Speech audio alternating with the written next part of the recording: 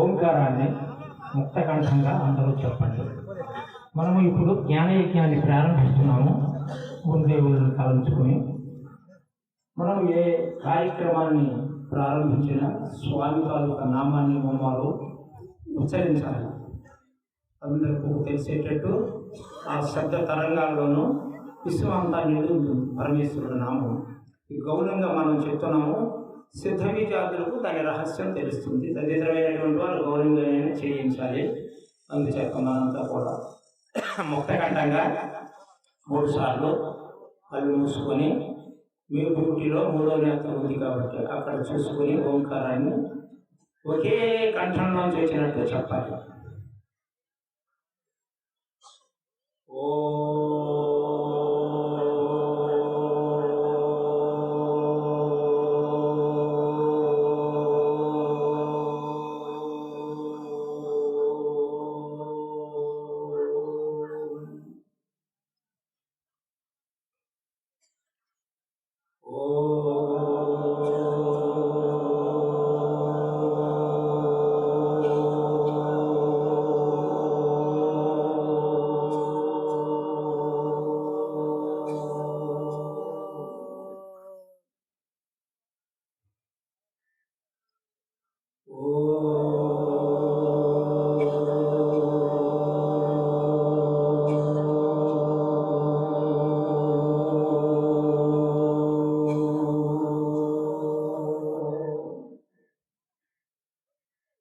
गुरुर्ब्रह्मं गुरुर्विष्णुं गुरुर्देवो महेश्वरः गुरु साक्षात् परब्रह्मं तस्मै श्री गुरवे नमः। अखंड मंडलाकारं व्याप्तं येन चराचरं तत्पदं दर्शितं येन तस्मै श्री गुरवे नमः। ब्रह्मानंदं परमसुखदं केवलं ज्ञानमूर्तिं विश्वातीतं गगनसदृश्यं तत्त्वमस्यादिलक्ष्यम् एकं नित्यं विमलमचलं सर्वदा साक्षीभूतं भावातीतं त्रिगुणरहितं सद्गुरुं तं नमामि। स्वस्ति प्रजाभ्यां परिपालयन्तां न्यायेन मार्गेण महीमहीषां। गोब्राह्मणेभ्यं शुभमस्तु नित्यं। लोकाः समस्ताः सुखिनो भवन्तु। लोकाः समस्ताः सुखिनो भवन्तु। लोकाः समस्तजनो सुखिनो भवन्तु। ओम शांति शांति शांतिः। ओम सद्गुरुभ्यो नमः।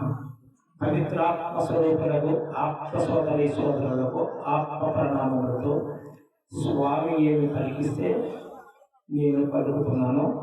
అది మనమంతా శరీరానికి విలక్షణంగా ఉన్నటువంటి అశరీరుడైనటువంటి పరమాత్మ మన శరీరంలో ఉన్నాడని ప్రతి ఒక్కరు గుర్తించుకొని శరీరానికి విలక్షణంగా ఉన్నటువంటి ఆ ఈశ్వర చైతన్యాన్ని అందరూ గుర్తిస్తారని ఆశిస్తూ ఆశీర్వదిస్తూ స్వామి ఏమి పలికిస్తే నేను పలుకుతున్నాను. అంత శ్రద్ధాలుగా ఇలాంటి అకారం మకారం అకార ఏతే లోక సంభవ అకారో బ్రహ్మస్వరూపం ఉకారం విష్ణుస్వరూపం అకారం భర్గరూపం ఏవ ఓంకార సంభవ అని మహర్షులు ఉపనిషత్తుల్లో చెప్పారు. అంటే ఒక వ్యక్తిని మనము పేరు పెట్టి పిలిచేటప్పుడు పలుకుతారు. అలాగనే పరమేశ్వరుడికి ఒక నామం ఉంది. పరమేశ్వరుడు అంటే ఎవరు? పర అంటే సృష్టికి విలక్షణంగా ఉన్నటువంటి వాడు. అంటే కనిపిస్తున్నటువంటిదంతా కూడా ఆయనలోంచి వచ్చినటువంటిదే. కానీ ఆయనలోంచి వచ్చిందనంటే దీనికి విలక్షణంగా ఉన్నాడు, దేనికి అంటబడడు, అన్నిట ఉన్నాడు. All in one, one in all. ఆ పరమాత్మ తత్వమే అన్నిటిలోనూ పిపీలకు మొదలుకొని బ్రహ్మదేవుడి పర్యంతం కూడా ఉంది. ఆ ఉన్న విశ్వ చైతన్యాన్ని తెలుసుకోవడానికి ఒక్క మానవ మేధలోనే ఉంది. తదితరమైనటువంటి వాటికి జ్ఞానమే ఉంది కానీ విజ్ఞానం లేదు. మానవ మేధలో అనంతమైనటువంటి విజ్ఞానం ఉంది. విజ్ఞానం అంటే ఏమిటి? అనుభవ జ్ఞానం. నేనెవడను, ఈ సృష్టి ఎట్లా ఉద్భవించింది, దీనికి మూలమెవరు, మరణం తర్వాత మన లోపల ఉన్నటువంటి ఈ చైతన్యం ఈ శరీరాన్ని విడిచిపెట్టిన తర్వాత ఈ ఫిజికల్ బాడీ 6 గంటల తదుపరి దాని దగ్గరికే వెళ్ళలేకుండా పోతున్నాం. కడుపును పుట్టినటువంటి కొడుకే దాన్ని తీసుకెళ్లి భూమి చేసేస్తారు. కంప్లైంట్స్ ఏం లేవు. కానీ ఎవరు విడిచిపెట్టారు శరీరాన్ని? ఒకరోజు ఇది జరుగుతుంది ప్రతి ఒక్కరికి కూడా. అన్నిటికంటే ఈ ప్రపంచంలో ఆశ్చర్యకరమైనటువంటి విషయం ఏమిటంటే తన మరణం గురించి తాను ఆలోచించకపోవడమే ఆశ్చర్యకరమైనటువంటి విషయం. దైవీయేసి గుణమయి మమమాయ దురత్య, త్రిగుణాత్మైనటువంటి 3 గుణాలతో కూడుకున్నటువంటి నా దైవ సంబంధమైనటువంటి మాయ ఎవ్వరూ దాటలేరు అర్జున. అందుచేత మనం అంతా కూడా మాయలో మబ్బులోనే పొద్దుపోతుంది. మన జీవితం అంతా కూడా మబ్బులోనే పోతుంది. కానీ ఆ మబ్బుని విడిచిపెట్టి ఆవిడ ఉన్నటువంటి కాంతి పూజల్లోకి వెళ్ళలేకపోతున్నాడు మానవుడు. దాని కొరకు సృష్టి ఆది నుండి మానవుడు ప్రయత్నం చేస్తూనే ఉన్నాడు, చేయబోతూనే ఉన్నాడు. కానీ ఎవరో మహాత్ములు వెళ్ళగలుగుతున్నారు, తదితరమైనటువంటి వాళ్ళు ఎవరూ కూడా వెళ్ళలేకపోతున్నారు. అందుచేత వెళ్ళడానికి ప్రతి ఒక్కరు కూడా ప్రయత్నం చేయాలి. ఆ శుద్ధ చైతన్యం ఉన్నటువంటిది మనలోనే ఉంది, మన బయట ఉంది. కానీ తెలుసుకోవలసింది ఇదే, from the point of the centre with in the mind of the God. మన మైండ్లో అతీతమైనటువంటి శక్తి ఉంది. దాన్ని మహర్షులు తపస్సు చేసి వెలికి తీసి వాళ్ళ అనుభవాన్ని మనకు ఉపనిషత్తుల రూపంలోనే అందించారు. ఉపనిషత్తు అంటే అర్థం ఏంటి? మనకు ఉపనిషత్తులు 1180 ఉన్నాయి. వాటిలో 108 ఉపనిషత్తులు ముఖ్యమైనటువంటివి. వాటిలో కూడా 33 ఉపనిషత్తులు ముఖ్యమైనటువంటివి. వాటిలో 11 ఉపనిషత్తులు. తదుపరి ఇంకా సూక్ష్మంగా తెలుసుకోగలిగిన వారికి దశోపనిషత్తులు. ఇకపోతే దశోపనిషత్తులు కూడా అవసరం లేదు. మాండుక్యం ఏవతత్ అన్నారు. మాండుక్య ఉపనిషత్తులో ఉంది. ఆ మాండుక్య ఉపనిషత్తులో ఈశ్వర తత్వాన్ని వెలికి తీసి మాండుక్య మహర్షి 4వ అవస్థ గురించి చెప్పి మనలో ఉన్నటువంటి ఆత్మ సాక్షాత్కారం కొరకు చాలా స్వల్ప శైలిలోన శివమద్వయం, శివుడు 2 కానివాడు, అద్వయం అంటే 2 కానివాడు. ఏకం సత్ బహుధా విప్రావశిష్యంతి, భగవంతుడు ఒకే ఒక్కడు. ఆయనకు రూపము లేదు, నామము లేదు. కానీ అన్ని రూపాలు ఆయనవే, అన్ని నామాలు కూడా ఆయనవే. ఆయన కంటే భిన్నంగా ఇంకొకటి సృష్టిలో లేనే లేదు. మనం దేనిని చూసినా భగవంతుడుగా భావన చేసి ఆ చరణంతో కూడుకున్నటువంటి విపీలకం మొదలుకొని చీమ మొదలుకొని బ్రహ్మదేవుడి వరకు కదులుతుంది అంటే ఆ ఈశ్వర చైతన్యం ఆ దేహంలో ఉంది. అందుచేత అది కదలగలుగుతుంది. ఆ చైతన్యమే ఈ శరీరాన్ని విడిచిపెడితే, ఈ దేహాన్ని విడిచిపెడితే ఇది లేకుండా పోతుంది. అందుచేత ఇప్పుడు ఇందులో ఎవరున్నారు అన్నటువంటి ప్రశ్నకు మనం అంతా రావాలి. ఇప్పుడు మనం ఇంతవరకు కూడా అక్కడ పూజలు చేసాము. ఇది మరి అదేంటి చెయ్యాలని మీరు అనుకోవచ్చు. అది చెయ్యాలి. ఎందుకు అంటే భగవంతుని చేరుకోవడానికి 2 మార్గాలు ఉన్నాయి. లోకేస్మిన్ వివిధానిష్ట పురాప్రోక్త మయానగా జ్ఞానయోగేన సాంఖ్యానాం కర్మయోగేన యోగీనాం అని స్వామి సాంఖ్యయోగంలో చెప్తారు. ఈ లోకంలో అర్జున పరమేశ్వరుడు తెలుసుకోవాలని అంటే 2 మార్గాలు ఉన్నాయి. ఆ 2 మార్గాలు ఏంటి? ద్విధానిష్ట అన్నారు. 1 కర్మయోగము, 2 జ్ఞానయోగము.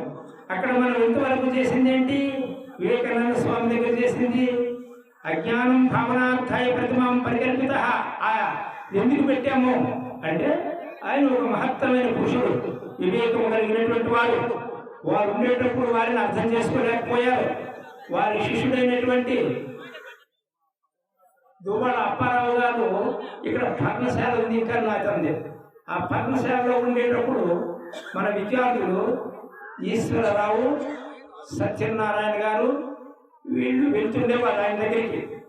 ఆ దువ్వాడ అప్పారావు గారు చెప్పినటువంటి తత్వాలు అర్థం చేసుకోలేక అమ్మా ఏం కాదని చెప్పేసి వీళ్ళు వచ్చేసేవారంట నాతో చెప్పడం. వీళ్ళు 2 ఇక్కడే ఉన్నారు. అయ్యా మాకు అర్థం కాలేదు అని చెప్పేసి వచ్చేవారంట. అట్లా జరుగుతూ ఉండగా నా దగ్గరికి వచ్చారు. నా దగ్గరికి వచ్చిన తర్వాత యోగం నేర్చుకున్నారు. యోగం నేర్చుకున్న తర్వాత అయ్యో గొప్ప పోగొట్టుకున్నావే అని చెప్పేసి ఆ తర్వాత బాధకు గురయ్యారు. చూసారా? అంటే ఎప్పుడు తెలిసింది? వాళ్ళ గురువు సంగతి తెలియలేదు, వాళ్ళ శిష్యుడి సంగతి ఎప్పుడు తెలుసుకున్నారు? ఆ ఉపాధి పోయిన తర్వాత తెలుసుకున్నారు వీళ్ళు. ఎప్పుడు నా దగ్గరికి వచ్చి కొంత సాధన చేసిన తర్వాత, సాధనలో కొంత అనుభూతిని చెందిన తర్వాత తెలుసుకున్నారు. అందుచేత దిగక లోతి తినవదు, తినక రుచి తెలవదు అంటారు రాజుడు. కాబట్టి మనమంతా కూడా భగవద్పుత్రులము. భగవత్ ప్రేరణ చేత మనస్సష్టానింద్రియాన్ని ప్రకృతి స్థానికర్షతే, ఆరేంద్రియమైనటువంటి మనస్సు మనల్ని ప్రపంచాభిముఖంగా సృష్టించి ఆ సదాశివుడే ఈ లోకంలో సంచారం చేస్తున్నారు. కాబట్టి సదాశివుడు ఎక్కడో లేడు. ఇంతవరకు మనం చేసింది ఏంటంటే ప్రవృత్తి మార్గం. పువ్వులు వేసి, పళ్ళు పెట్టి, ఏవో అక్షతలు వేసి పూజలు చేస్తున్నాం. ఆ చేస్తున్న సమయంలోనూ అందరికీ కూడా అర్థం కావాలనే అది మనం చేసాం. అది ప్రవృత్తి మార్గం. ఇప్పుడు మనం ఎక్కడ కూర్చున్నాము? నిశ్చలంగా కూర్చున్నాము.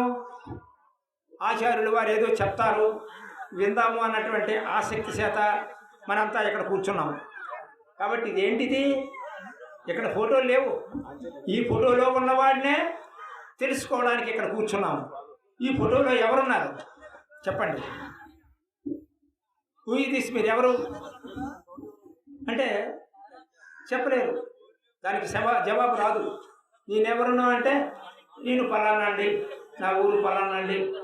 చూడండి, ఇతర దేశాల నుండి కూడా ఎంతోమంది విద్యని ఆస్వాదన చేస్తున్నారు.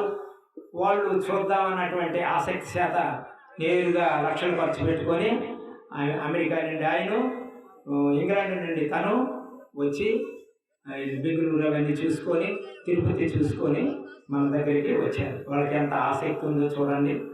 అంటే మనం ఎక్కడున్నా ఆ స్వామిని మనం తెలుసుకోలేకపోతున్నాం. వాళ్ళు ఎక్కడి నుండో ఉండి తెలుసుకుంటున్నారు. చూడండి, గుమ్మడి పాలు మూలం ఒక దగ్గర ఉంటుంది. ఆ పాలు ఎంతవరకు కొన్ని మీటర్ల దూరం వెళ్ళిపోతుంది. వైశాఖంలో వెళ్ళిపోయి కాయలు ఎక్కడ కాస్తుంది? ఎక్కడో కాస్తుంది. మొదలు మాత్రం కాయలు ఉండవు. అలాగే ఎక్కడైతే స్వామీజీలు ఉంటారో అక్కడ మబ్బు కప్పుతుంది. చర్చి లైట్ చూడండి, ఇలా తిరుగుతూనే ఉంటుంది. తిరుగుతూ ఉంటే ఈ చర్చి లైట్ కాంతి ఎంతో మందికి ఆ వలయంలో దూర ప్రాంతాల్లోంచి ఆ లైట్కి కనిపిస్తుంది. దగ్గర ఉన్నటువంటి కింద వాళ్ళకి ఏమవుతుంది? చీకటే ఉంటుంది, కేనేడు ఉంటుంది. అలాగనే మహాత్ములు ఎక్కడ ఉంటారో వాళ్ళ అర్థం చేసుకోవటం చాలా కష్టం. ఈ రోజు వరకు కూడా దువ్వాడ అప్పారావు గారు అంటే గురువు గారు చెప్పింది అర్థం కాలేదు. వారు అదృశ్యమైపోయారు. దువ్వాడ అప్పారావు గారు కూడా అదృశ్యమైపోయిన తర్వాత ఇప్పుడు మన విద్యార్థులు, సిద్ధ విద్యార్థులు ఇప్పుడు చెప్తున్నారు, అయ్యా వారు చాలా గొప్పవారు, ఆ తత్వాలు పాడేవారు గురువు గారు. నేను చెప్పినటువంటి దాని మీద ఆ సాధన చేసిన తర్వాత మా అజ్ఞానం పోయి జ్ఞానోదయం కలిగి వాళ్ళకి ఇప్పుడు ఆ స్వామీజీ అంటే ఏమిటో అర్థమయ్యి ఇప్పుడు కొన్ని వేల రూపాయలు, లక్షలు ఖర్చు పెట్టి ఒక మందిరాన్ని కట్టి ఆయన విగ్రహం పెట్టి ఈరోజు పూజ చేసుకొని నమస్కారం చేసుకుంటున్నారు. అంటే ప్రవృత్తి మార్గం ఉండాలి. ఇప్పుడు రాముడు, కృష్ణుడు ఆ విగ్రహాలు ఎందుకు పెడుతున్నాము? వాళ్ళంతా చాలా గొప్పవారు, అవతార పురుషులు. వాళ్ళు బొమ్మ కనిపించేసరికి వాళ్ళ చేతులు ఆటోమేటిక్గా అక్కడికి వెళ్ళిపోతాయి. ఎందుకు? వాళ్ళు చాలా గొప్పవారు, అవతార పురుషులు. కానీ ఒక్క ప్రమాదంలో పడిపోతుంది భారతదేశం. బొమ్మలు, విగ్రహాలు రంగులు రాసి పెడుతున్నారు, బాగుగా ఏవేవో చేస్తున్నారు. కానీ హంగామా వాళ్ళు ఏం చెప్పారు అన్నటువంటి దానికి మాత్రం వచ్చేవాళ్ళు చాలా తక్కువగా ఉన్నారు. ఫర్ ఎగ్జాంపుల్ కృష్ణ మందిరాలు, రామ మందిరాలు తెగ ఉన్నాయి. కానీ కృష్ణుడు ఏం చెప్పాడు? రాముడు ఏం చెప్పాడు? కృష్ణుడు భగవద్గీతలో మనకు అనేక విషయాల్ని ఉల్లంఘించారు. వాటిని మనం అర్థం చేసుకోవడం చాలా కష్టమైపోతుంది.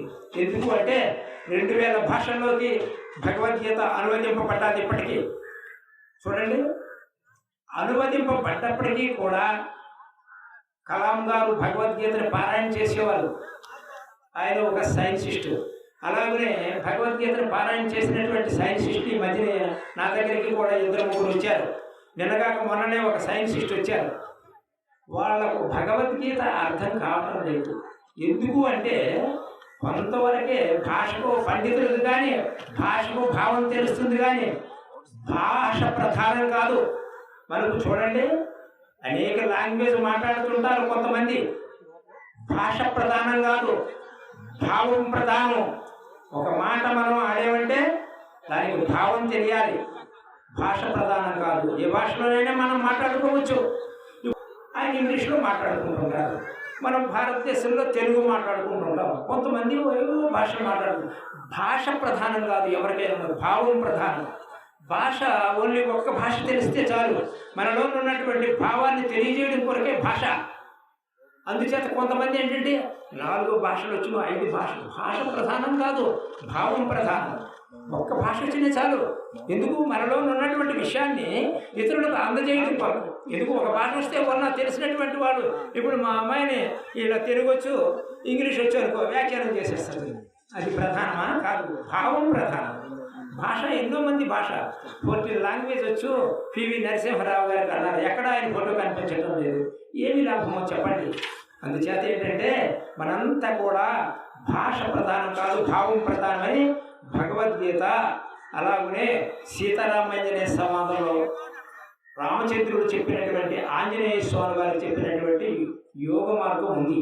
అలాగనే భగవద్గీతలో అర్జునుడు ముందుంచుకొని యోగ మార్గము కృష్ణ పరమాత్మ చెప్పింది ఉంది. అలాగనే వశిష్ఠుల వారు రాముడికి చెప్పినటువంటి యోగ వాసిష్టంలో యోగం ఉంది. ప్రతి దానికి కూడా యోగము ఉండాలి అంటారు ప్రతి ఒక్కరూ. ఆ యోగమే చేయరు. మానవుడుకున్న దౌర్భాగ్య స్థితి చూడండి ఎలా ఉందో.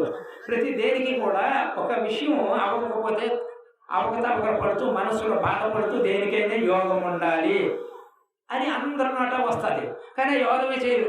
ఏమి దౌర్భాగ్యం. కానీ భారతదేశంలో పుట్టి ఇప్పుడు మనము కూడా ఇతర దేశాల తాలూకా సాంప్రదాయానికి ఆకర్షణ అవుతున్నాం, కానీ మనల్ని మనము మర్చిపోతున్నాము. ఇతర దేశాలకు వెళ్ళి డబ్బు సంపాదన కూడా ప్రయత్నం చేస్తున్నారు. మనిషికి డబ్బు సంతోషాన్ని ఇస్తుందా చెప్పండి?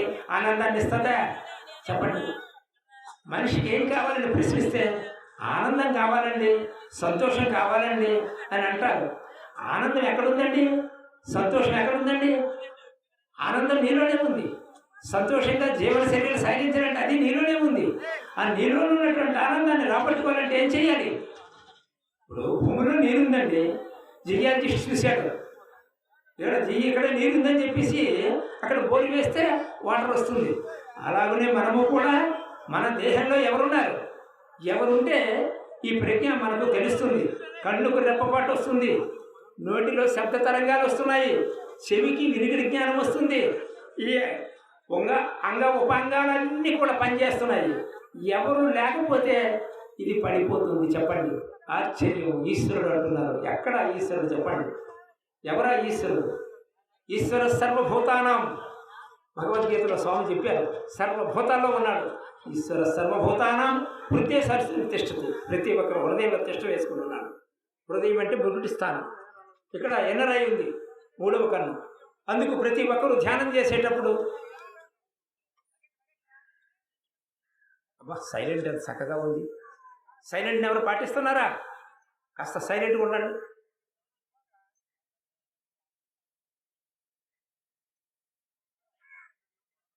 మాట్లాడేటప్పుడు మనస్సుకు ఆలోచన, శబ్ద తరంగాలు బయటకు, ఎనర్జీ వేస్ట్ అయిపోతుంది. అందుకు మాట్లాడకుండా ప్రతి ఒక్కరూ కూడా ఉషకాలంలో గురూపదేశం పొందినటువంటి వారందరూ, పొందని వాళ్ళు కూడా చక్కగా కూర్చొని వారు ఎక్కడుంటే అక్కడ, స్నానం చేయలేదు తడి మడి మైల అంటారు. ఏం కాదు. సుశిర్వాపి నీవు శుచిగా ఉండు, అశుచిగా ఉండు.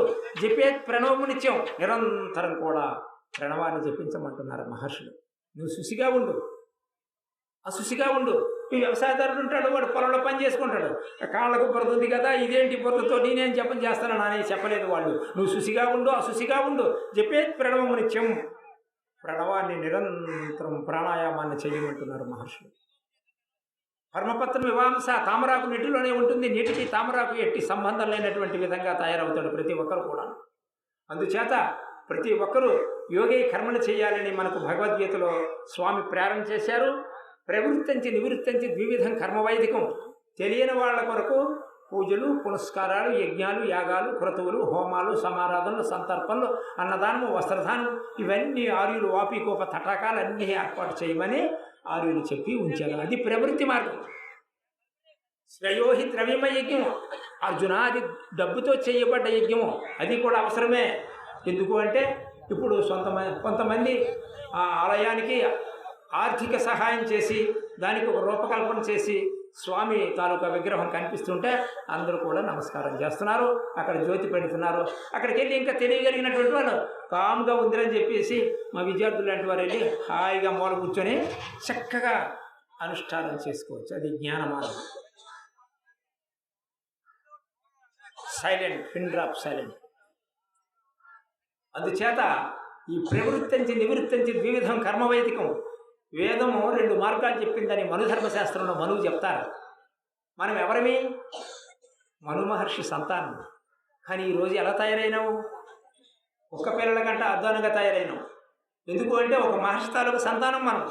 మన నిజస్వరూపం మనకు తెలియటం లేదు. మన నిజస్వరూపం తెలిస్తే మను మహర్షి సంతానం, మన మహర్షి సంతానం, మనమంతా మహర్షులమే.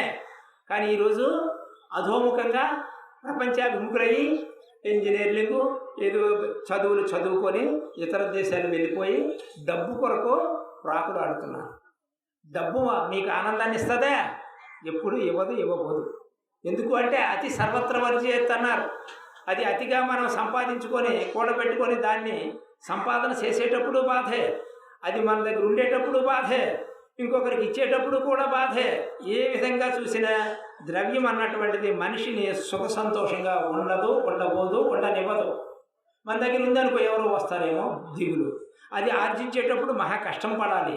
అది ఒకరికి ఇచ్చేటప్పుడు ఇస్తారో ఎవరో, ఇవన్నీ మన బుర్రలో మెదలో చెప్పండి. సుఖంగా ఉంటాడా? ఎవ్వడు సుఖంగా ఉండలేడు. అందుచేత భారతదేశంలో పుట్టినటువంటి ప్రతి ఒక్కడు కూడా తత్వవేత్త అయి ఉండాలి. తత్వవేత్త అంటే అర్థం ఏంటి? తత్వ అంటే పరమాత్మ, వేత్త అంటే ఆ పరమాత్మ తత్వాన్ని తెలుసుకున్నటువంటి వాళ్ళందరూ భారతీయులై ఉండాలి. భారతదేశం అంటే గొప్పది. వాళ్ళ ఇతర దేశాలన్నీ కూడా దీని కొరకు ప్రాకులాడుతారు, పైసల కొరకు.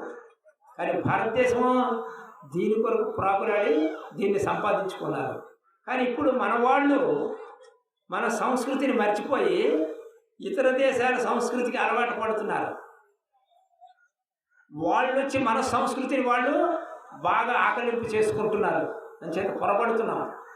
భారతదేశం అంటే అర్థం ఏంటి?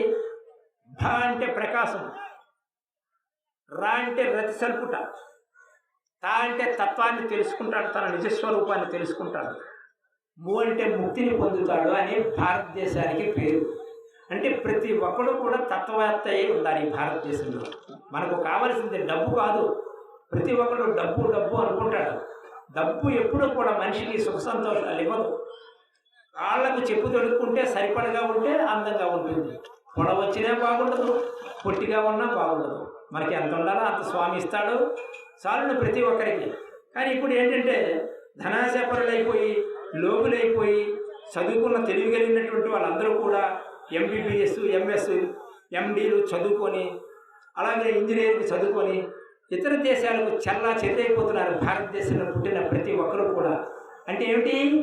ఇలా చదువుకొని డబ్బు సంపాదించుకుంటే సుఖం వస్తుందనే కదా వీళ్ళంతా పరాయి దేశానికి వెళ్ళిపోతున్నారు. మనకు నిధిశాల సుఖమా, రాముని సన్నిధి సుఖమా అని చెప్పి త్యాగరాజు గారు కృతుల్లో చెప్తారు. అందుచేత మనిషికి ఎప్పుడు కూడా నిధి సుఖ సంతోషాలు ఇవ్వదు.